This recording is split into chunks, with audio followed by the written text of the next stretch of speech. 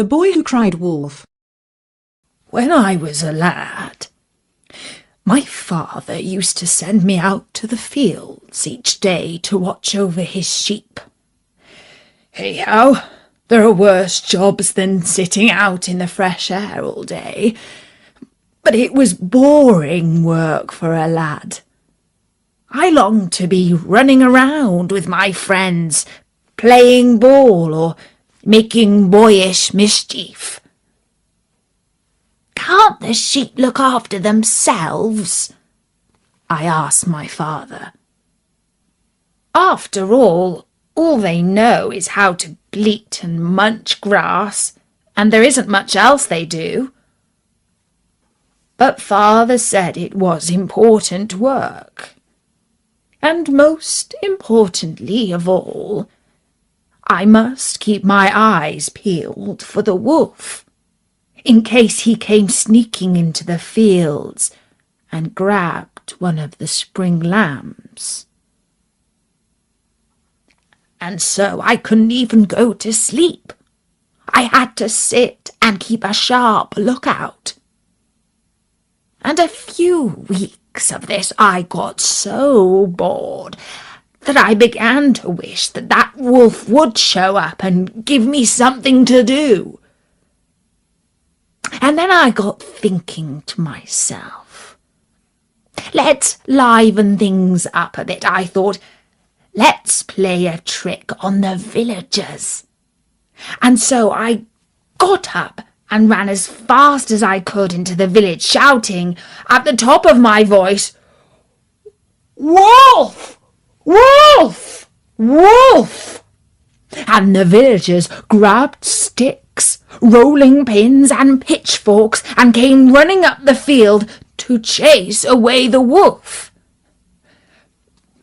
But when they got there, all was peaceful. The lambs were frolicking as usual, quite unmolested. And I laughed. "Ha ha! Fooled you all!"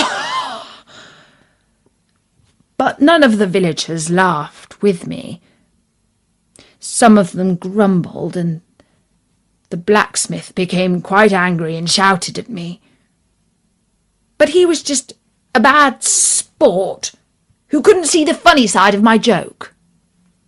And so a week later I did the same thing again, only this time I put on an even better act. I dubbed red paint on my arm and pretended that the wolf had bitten me. This fooled even the blacksmith, who was on his guard after the last trick I played. And when they all arrived, breathless in the field again, I called out, "Ha ha! I fooled you!"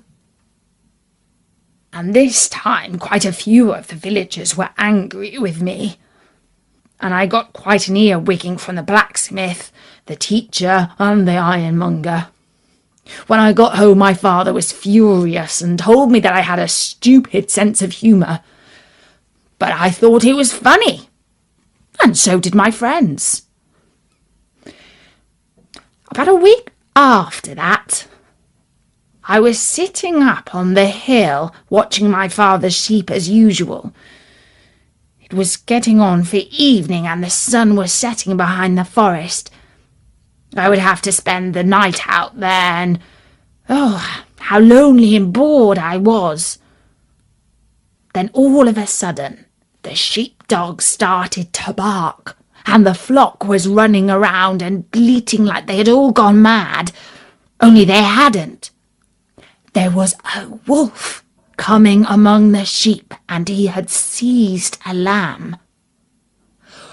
"Wolf! Wolf! Wolf!"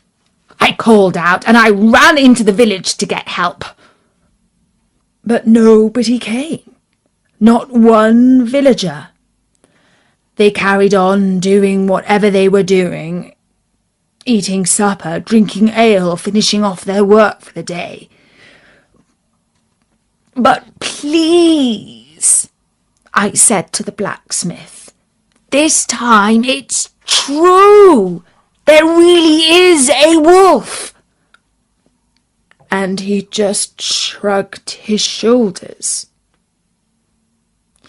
You see, nobody believes a liar, even when he is speaking the truth. And that's why you should never cry wolf unless you really mean it.